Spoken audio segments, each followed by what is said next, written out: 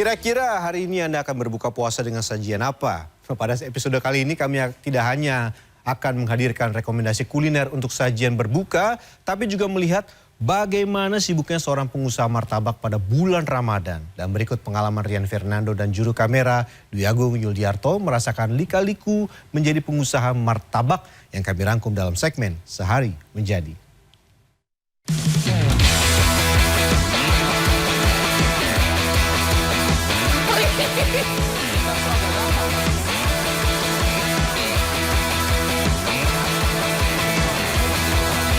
Bapak bisa ngintip nanti. Aduh nih Bro. Aduh bang. Aduh. Aduh.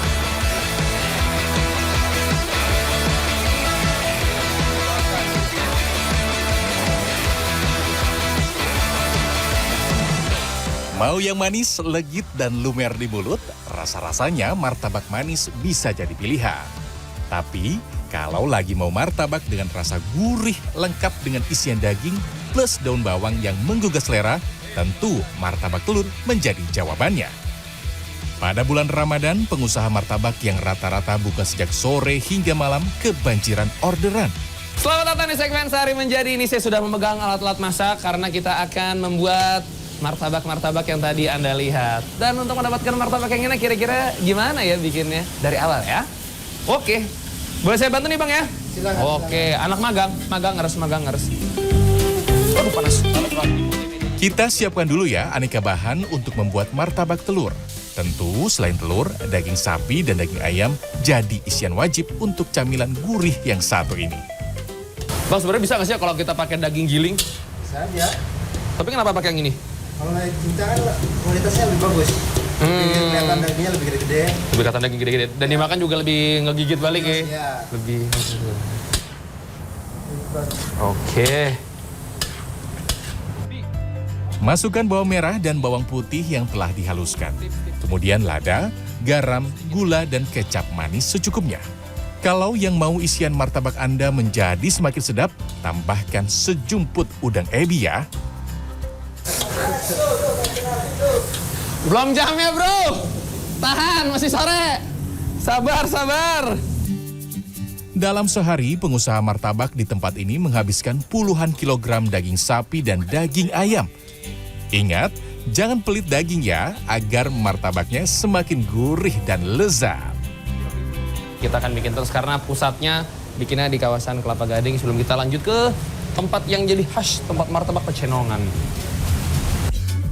Daun bawang memiliki rasa yang manis pada bagian umbi atau batangnya dan segar pada bagian hijaunya. Ketika dimasak, daun bawang akan menambah rasa khas dan segar pada martabak telur Anda.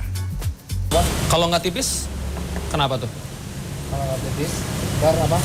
Rasa daun bawangnya bisa pahit bang. Kalau nggak tipis, rasa daun bawangnya bisa pahit. Iya. Biar rasa dagingnya berasa. Dan rasa dagingnya jadi? Berat. Karena ketutupan daun bawang. Oh, beneran bro. Perih bro. Emang perih brother. Martabak yang lezat tak hanya soal isian, namun juga harus didukung dengan kulit yang renyah ketika disantap. Tambahkan telur, gula, garam, dan tentu baking soda untuk membuat adonan mengembang dan semakin renyah ketika digoreng. Kalau kekentelan kenapa bang? Kekentelan kulitnya tebal. Oh iya. Enak pinggirnya agak crunchy ya. Iya. Sebelum dikemas dan dikirim ke toko martabak di cabang-cabang yang lain, lumuri adonan yang telah mengembang dengan mentega agar tidak menempel satu sama lain. Walau di tempat ini martabak telur lebih banyak dipesan sebagai sajian berbuka, martabak manis dengan ragam topping juga jadi primadona bagi sebagian pelanggan. Martabak manis identik dengan kulit yang lebih tebal dibanding toppingnya. Jadi, harus betul-betul diperhatikan ya kekentalan dan komposisi adonannya. Kalau salah, wah, bisa-bisa pembeli komplain. Tepung, garam, baking soda, vanila, dan mentega cair diaduk hingga tercampur sempurna. Dalam sehari ribuan bahan-bahan awalannya dibikin dari sini. Dan saya akan langsung gas dari Kelapa Gading ke Pecenongan ke tempat utamanya. Let's go. Saya sekarang sudah ada di Pecenongan. Di sepanjang jalan ini banyak yang Kang martabak. Dan saya akan belajar untuk bikin martabak yang daging dulu Bang ini ya? Oke bener, kalau martabak manis saya salah. Oke Bang, belajar dulu. Jam di tangan menunjukkan pukul 2 siang, tapi pesanan sudah berdatangan. Dan benar saja, pesanan martabak telur sudah masuk ke list antrian. Rasa sedikit manis dan pedas dari bawang bombay akan memperkaya rasa martabak telur Anda. Tapi jangan kebanyakan ya, nanti malah pahit. Untuk membuat isian martabak rasanya mudah saja. Tapi ini dia bagian tersulit dari membuat martabak telur. Gak pernah saya begini. Aduh, masih bisa Bang ini? Aduh, kok nyangkut ke situ? Iya. Iya. Ini udah bisa dipakai. Bakal bisa jadi. Walaupun di bulan-bulan nggak bakal bisa jadi. Karena udah ketarik semua. Jadi nggak bisa jadi satu lagi. Jadi nggak bisa dipakai yang ini? Nggak bisa kan? Sing. Melebarkan adonan dengan cara menekannya dengan tangan atau rolling pin sebetulnya bisa-bisa saja, namun akan lebih memakan waktu. Sedangkan pesanan sudah menanti. Yuk belajar lagi. Adonan kulit martabak harus dilebarkan hingga betul-betul tipis, bahkan sampai terlihat agak transparan agar renyah maksimal. Sebab kalau terlalu tebal, kulitnya akan cenderung keras, bahkan alot ketika digigit. Jangankan ke mozzarella Pak, saya yang ngempleknya begini nggak kelar-kelar. Geser, tarik, geser, tarik, geser, tarik, geser, tarik. Hah? Kayak kering. Itu pun jarang. Itu penjara. Yang bisa gitu. Sebulan aja belum. Dan karena saya, antrean di belakang menjadi mengular. Wah, maaf ya Pak, Bu. Kenahan hordeng. Iya, Loh kok dia bisa ngintip yang ini? Ini bisa kayak gini? Saya bantu yang lain aja ya, kayaknya tidak berbakat di bagian ini. Mental Pak, asli Pak, 2 Pak, sia-sia Pak. Pusing. Dalam sehari, tempat ini mampu menjual hingga 100 martabak telur. Dan rata-rata pembeli datang di jam yang hampir bersamaan, yakni sekitar pukul 3 hingga 5 sore atau menjelang waktu berbuka puasa. Oke. Mungkin ntar aja kalau ada yang pesen instan atau hashtag dulu. Iya, saya mie instan aja, saya nggak sanggup ini. Jadi lemes saya. Siok! Terakhir, tinggal digoreng hingga kuning keemasan. Tapi gunakan api sedang ya. Kalau terlalu besar, bisa-bisa kulitnya sudah matang, tapi bawangnya masih mentah. Bang, ini kan belum ketahuan nih dalamnya matang atau enggak. Ini taunya nih dalamnya matang nih gimana Bang? Ntar takutnya kan masih mentah. Ya kalau udah agak kuning kayak gitu kan udah pasti matang. Berarti ngatur di apinya atau gimana? Nanti kalau apinya pas nggak bakalan. Kalau apinya pas nggak bakalan gosong.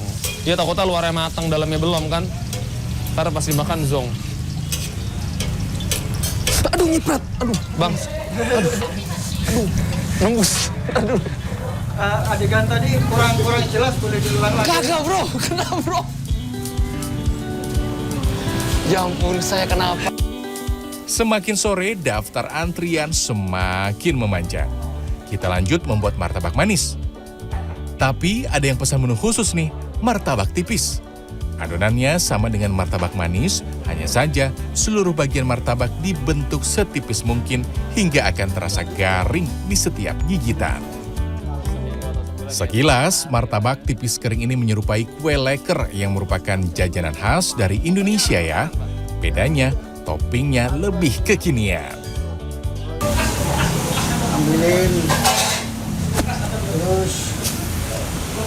Terus ambil. Nah, terus nggak apa-apa. Ambil.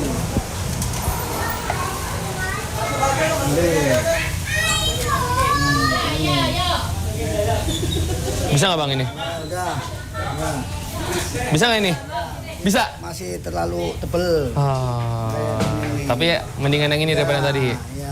Lumayan agak sedikit lega. Kayaknya yang ini buat nanti makan sendiri aja kita, Mas Agung. Wah, jangan sampai salah ya. Bisa-bisa satu loyang adonan terbuang sia-sia. Kenapa sih Pak SOP-nya seketat itu Pak buat bikin martabak? Sampai nggak bisa, ya udah nggak bisa dipakai lagi. Kenapa itu? Iya, karena bisa ke kualitas juga satu. Nah, keduanya kalau kira-kira nggak layak, nggak usah dipakai. Kita kecewa, pelanggan otomatis kecewa. Dipaksain kan istilahnya kan. Oh ini bagus, ternyata di rumah dibuka, wah hasilnya kurang bagus. Kecewa, ntar nggak kesini lagi. Ketika adonan sudah setengah matang dan berpori seperti ini, tambahkan sedikit gula untuk memberi rasa manis. Mas kameramen, hampir kena Anda. Nah, ajarin Pak, jangan langsung dilepas, tidak bisa. Alhamdulillah naruh di meja berhasil ya.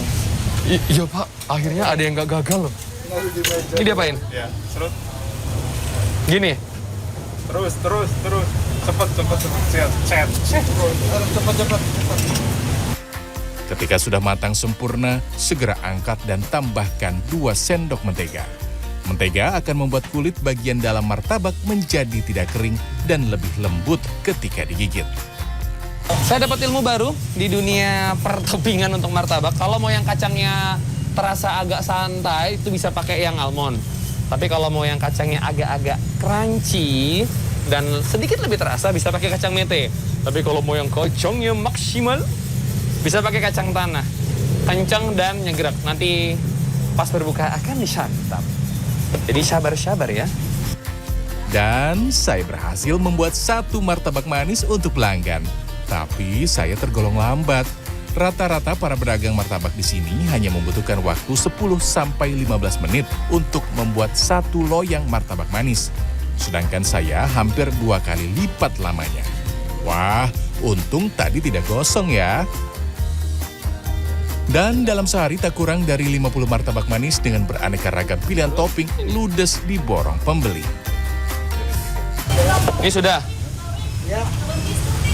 Waduh, banyak banget pesanan nih. Ini 30 menit lagi untuk waktu berbuka ketika dilakukan. Nih, ntar dulu, ini saya juga bingung nih caranya.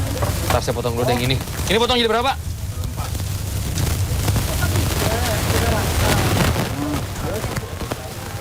Ini dibagi 3.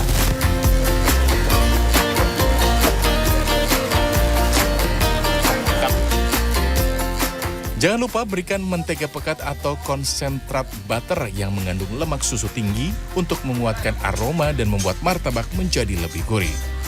Martabak yang dijual di kawasan Pecenongan ini dipatok harga bervariasi. Lebih banyak Martabak kalorinya, telur dipatok mulai dari Rp95.000, sementara martabak manis dan martabak tipis kering dipatok mulai dari harga Rp80.000. Dari dulu ya suka martabak, suka banget. Jadi pokoknya setiap malam kalau lagi lapar pasti belinya martabak. Jadi mana favorit Anda, martabak manis atau martabak telur?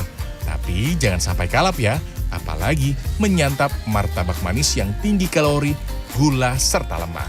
Secukupnya saja. Rian Fernando, Dwi Agung Yuliarto, Jakarta.